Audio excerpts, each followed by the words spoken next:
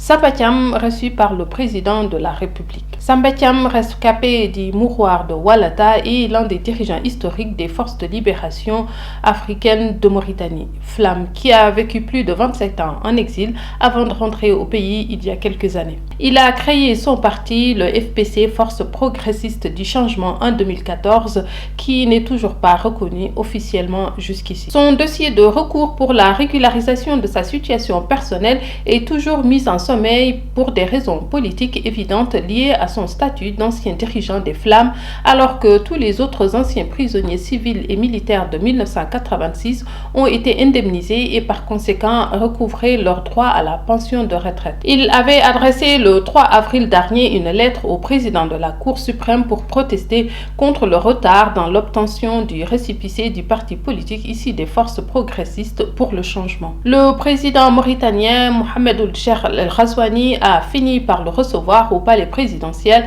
pour la première fois depuis son arrivée au pouvoir. Cette volonté du président mauritanien de décrispation politique est considérée par le chef historique du premier mouvement de libération africaine de Mauritanie comme une amorce de solution à la marginalisation des leaders négro-mauritaniens contre le système qu'il qualifie de racisme d'État. Dans un post sur sa page Facebook, Samba Thiam a dit que cette audience a été consacrée à des généralités relatives à la vision de son mouvement pour la participation à la discussion des problèmes dans l'intérêt de la nation. Il a renouvelé la possibilité de son mouvement à soutenir, à accompagner toutes les étapes dans la bonne direction. Bon. C'est tout? Samba Thiam. Moi, je m'attendais à un truc un peu plus piquant, du genre, quand est-ce que vous allez arrêter ce cercle d'injustice ou un truc dans le genre, quoi. Moi-même, je ne comprends rien à soutenir, accompagner, ça veut dire quoi même?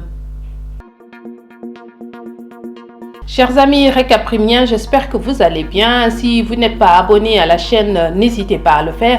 Activez la cloche de notification pour être averti à chaque sortie de vidéo. En attendant, allez chercher le toufam ou le ataï, le mbouri et le gerte. Installez-vous confortablement. On va prendre une pause info de notre cher pays bien-aimé. Pour nous soutenir, n'hésitez pas à mettre un like, un commentaire et surtout partager le lien. Ne téléchargez pas notre vidéo, cela nous permettra d'avoir un bon référencement sur YouTube. Nous sommes sur une niche très petite, la politique en Mauritanie, donc nous avons besoin de vous pour nous développer. Alors partagez, likez, cela nous encouragera à continuer à faire ce qu'on fait. Au sommaire de Récaprime cette semaine, l'incontournable Abdelaziz, encore et toujours, l'homme qui refuse de devenir anonyme. Vaccin, alors que personne n'en veut. Et dans l'opposition, Biramda Abed, tiraillé entre la rigueur de l'opposition et la douceur de la trahison. À l'international, on parlera de lutte incontournable de la recolonisation volontaire, le G5 Sahel. L'omnipotent Abdelaziz, l'homme qui refuse l'anonymat. Dans un entretien avec Jeune Afrique diffusé le 15 avril, l'ancien président Mohamed Ould Abdelaziz, mis en cause pour la gestion des deniers publics durant ses 2 mandats de 2009 à 2019, affirme qu'il a été un président parfait pendant les 10 ans de son pouvoir à la tête du pays et que tout ce qui a été dit à son sujet est faux. Pourquoi il force lui aussi? Il aurait pu dire « j'ai fait le mieux que j'ai pu ». Mais parfait, c'est quand même un peu trop, je crois. Quand on voit l'état de la Mauritanie et qu'on se dit que c'est un monsieur parfait qui l'a dirigé pendant 10 ans, on perd foi à la vie, sérieusement. Bref, soyons sérieux. Il est également revenu sur son silence face à la justice car il ne cautionne pas la mise en place de la commission d'enquête parlementaire qui est à l'origine du rapport explosif de 800 pages qui le présente comme le décideur d'un système mêlant abus de pouvoir et corruption. Selon lui, la veille du vote de la mise en place de la CEP, ils ont donné 300 millions d'anciens Ouguiya aux parlementaires pour qu'ils approuvent la création de la commission d'enquête. Il avait prévenu avant de quitter le pouvoir en 2019 qu'il pourrait continuer à faire de la politique. Après une tentative avortée de trôner au parti au pouvoir, l'UPR, Ould Abdelaziz avait tenté de racheter un parti politique qui a été dissous par le régime de El Ghazouani avant de se rabattre au parti Riba de Saad Louleid. Saad Louleid a tenté de donner les raisons qui l'ont poussé à s'associer avec Abdelaziz au sein de Riba. notamment le droit de l'ex-président à poursuivre sa carrière politique, ses réalisations, grands chantiers et autres, mais aussi et surtout sa décision historique de réécrire l'histoire de la résistance à la pénétration coloniale française en Mauritanie, son patriotisme et son travail à ancrer dans la démocratie tout le pays. Pour rappel, Louleyd avait été emprisonné par son nouveau partenaire, comme quoi les intérêts ont des intérêts que l'intérêt même ignore. Juste dire à Saad Louleyd qu'on ne réécrit pas l'histoire, on écrit l'histoire. Ensuite, il y a des historiens dont c'est le métier. Un homme politique fait de la politique, un ancien président va à la retraite, les historiens écrivent l'histoire et l'arbre à palabre reste au milieu du village. Okay? L'ex-président demande aux Mauritaniens de se mobiliser derrière Riba afin d'en faire une machine politique. Bon, si vous vous sentez concerné, voilà. Vaccin, alors si tu n'en veux pas, t'en auras. Le ministre de la Santé, Mohamed Nadhirou Ould Hamed, a réceptionné la semaine dernière à l'aéroport international Oumoutounsi un premier lot de 69 600 doses de vaccins anti-Covid-19 dans le cadre du plan COVAX. Le mécanisme COVAX s'est engagé à fournir à la Mauritanie un nombre de doses pouvant couvrir 20% de la population du pays. Dans son intervention au cours de la cérémonie, le ministre a déclaré que la Mauritanie a été l'un des premiers pays à adhérer au mécanisme COVAX afin de bénéficier des vaccins contre le coronavirus. Il a précisé que cela renforce la campagne nationale de lutte contre le coronavirus, campagne qui a débuté le 26 mars dernier sous la supervision du président de la République, soulignant que plus de 5000 personnes de tranches prioritaires ont déjà été vaccinées. Le ministre a salué les efforts des partenaires et du plan COVAX tout en espérant une conjugaison des efforts de manière à vacciner 63% de la population mauritanienne. Une des plus grandes générosités qui se manifeste en Mauritanie, c'est la construction des mosquées, le don de riz, de vaccins, de pilules pour planning familial. Voilà, c'est une générosité comme une autre. Biram Abed est tiraillé entre être un opposant et la douceur de la trahison. Biram Abed a tenu une conférence de presse pour édifier l'opinion publique sur les questions ayant trait à la vie nationale. Dans son intervention, Biram a d'emblée abordé la situation épidémiologique avec le Covid qui persiste. On a un ministre de la Santé, si jamais. Il a lancé un appel pressant aux autorités les invitant à généraliser la vaccination. Il a salué l'ouverture du pouvoir du président Mohamed Ould El Ghazouani, une ouverture qui a permis de nouer le dialogue et d'avoir une forme de collaboration positive et pour l'intérêt général. Si quelqu'un a vu la collaboration entre l'État et l'opposition, s'il vous plaît, faites-nous un commentaire. En vertu de cette nouvelle approche, les problèmes de racisme, de tribalisme, de gabégie, d'esclavage, tous les problèmes sont discutés avec le président de la République. Biram a dénoncé les recrutements ethniques et demande au président Ghazouani de mettre un terme au trafic d'influence familiale et tribale. Selon lui, la justice administrative et la sécurité accusent un sérieux retard dans l'application des lois sur l'esclavage, le respect des droits de l'homme. C'est pas lui qui disait que tout allait bien, ou bien parce que Ghazouani est conscient qu'il existe le racisme, la gabégie, le tribalisme, c'est suffisant? D'ailleurs, avez-vous entendu le président de la République aborder ce sujet devant le peuple ou c'est juste un aparté avec Biram? En tout cas, dites-moi en commentaire si vous en savez quelque chose. Cher Biram Abed, un homme qui dirige un système raciste, il sait que c'est un système raciste. Un homme qui dirige un système tribaliste, il sait que c'est un système tribaliste. Et mieux, c'est sûrement un avantage pour lui. Donc arrête de nous prendre pour des enfants où tu prends ton courage à deux mains, tu t'opposes, sinon tu finiras comme un vieux lion domestiqué. Et l'histoire se souviendra de toi comme un vieux lion domestiqué. Dans les brèves de Récaprime, le président Ghazouani au Congo pour assister à l'investiture du président Sassou Nguesso. Comme c'est gênant. Le président Ghazouani a quitté Nouakchott jeudi matin à destination de Brazzaville où il a assisté à l'investiture du président Denis Sassou Nguesso, élu pour un nouveau mandat ou 50e mandat, je ne sais pas. Âgé de 70 ans, Nguesso, qui dirige son pays depuis 23 ans, avait changé la constitution en 2015 afin de pouvoir se présenter de nouveau. Un changement de constitution que l'opposition congolaise a qualifié de coup d'État sur la constitution. Je suis en train de me dire que cela doit être gênant pour une personne avec une certaine morale d'aller à l'investiture d'un gars qui a violé la constitution de son pays. Puis je me suis souvenu qu'on était en Mauritanie, que c'est Ghazouani, que c'est plutôt dans la logique des choses. Donc donnons mécaniquement l'information. Juste avant, est-ce que Sassou sait que tout le monde sait qu'il me dit Choco, puis Khessal? Un président qui me dit Khessal, il y a une loi qui l'interdit ou pas? Ok, revenons à nos moutons. Ce sera la seconde cérémonie d'investiture d'un chef d'État à laquelle assiste le président mauritanien Mohamed Ould Cheikh Ghazouani en 15 jours. Il avait participé le 2 avril dernier à Niamey à la cérémonie d'investiture du président nigérien Mohamed Bazoum. Ouverture d'une ligne maritime régulière entre les ports d'Alger et de Nouakchott. La société Anisfer Line, spécialisée dans le transport maritime, a démarré le lundi 12 avril la première ligne régulière entre les ports d'Alger et de Nouakchott. Désormais, une rotation sera proposée tous les 20 jours entre les deux pays. À en croire Mustapha Hamadou, directeur général d'Anisfer Line, cette ligne est principalement dédiée à l'exportation de divers produits algériens vers la Mauritanie ainsi que vers les autres pays africains voisins. Elle vient ainsi répondre à la forte demande exprimée par les exportateurs algériens qui souhaitaient accéder au marché africain, notamment ceux de l'Afrique de l'Ouest. Couper Internet pour empêcher la triche en Mauritanie. Vous vous souvenez, la dernière fois, on devait faire un live avec un militant anti-esclavagiste, Balla Touré, et on a dû annuler à cause d'un problème technique.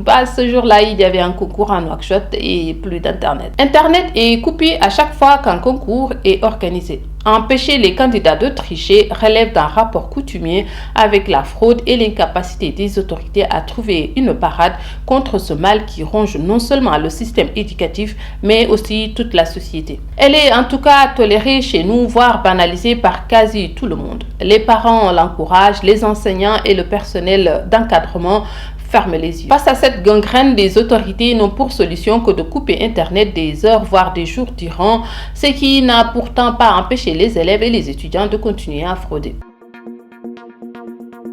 L'hebdomadaire mauritanien, le Kalam, rapporte de nombreux cas de rapt, de viol, illustrant une inquiétante montée en flèche de ces phénomènes. Au cours des semaines passées, une jeune domestique à Tafraq Zaina a été portée disparue. Deux autres connaissent le même sort, l'une à Sepra et l'autre à Darnay. Au Tagant, une jeune fille a été kidnappée et violée dans un petit village. L'auteur de ce crime est un maître de Coran. Arrêté, il a reconnu les faits. Au Guidimara, le cadavre d'une jeune fille portée disparue est découvert. L'autopsie relève qu'elle a été violée et le suspect n'est autre que son maître de Coran. Depuis 2016, la Mauritanie bute sur la concrétisation de la loi contre les violences faites aux femmes et aux filles, plusieurs fois rejetée par les députés mauritaniens. Notre pays refuse de voter une loi qui dit qu'on ne peut pas violer une fille ou une femme.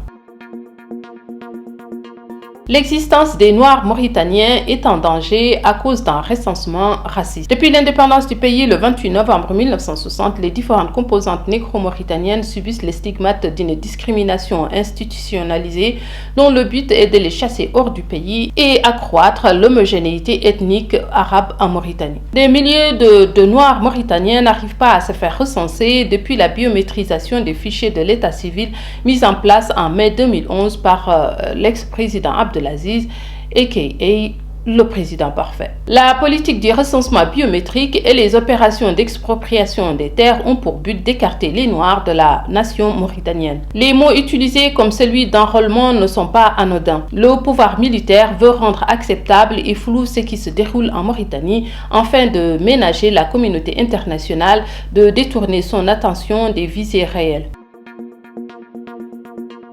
Le Wali du Trarza appelle les commerçants à respecter la grille des prix. Le Wali du Trarza, M. Moulay Ibrahim Ould Moulay Ibrahim, a tenu une réunion mercredi à Rosso avec des grossistes, des semi-grossistes, des propriétaires d'usines de décortication de riz, des bouchers, des représentants des détaillants de la ville. Au cours de la réunion, le Wali a insisté sur la nécessité d'approvisionner le marché des produits alimentaires de première nécessité, d'éviter toute forme de spéculation, de se conformer scrupuleusement à la grille de prix convenue entre les commerçants et les autorités publiques. Il a ajouté qu'un ensemble de mesures ont été prises pour surveiller le marché et identifier très rapidement les auteurs des violations, indiquant que toute infraction sera passible de sanctions maximales prévues.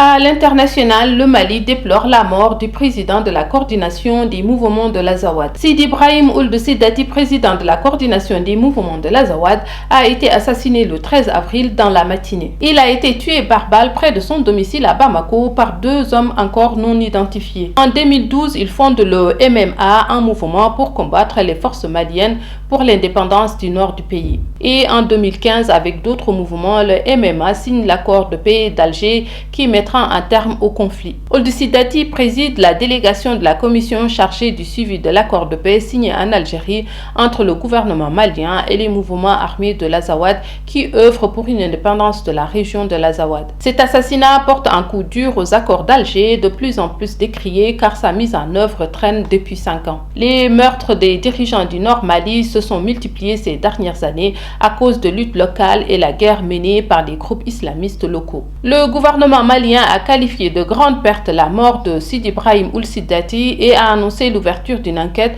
pour faire la lumière sur ce meurtre. La mission des Nations Unies au Mali, MINUSMA, déplore un Malien qui croyait à l'unité et à la paix. C'est drôle, il est le fondateur d'un mouvement qui voulait l'indépendance de l'Azawad. Bon, les morts ont droit à tous les honneurs.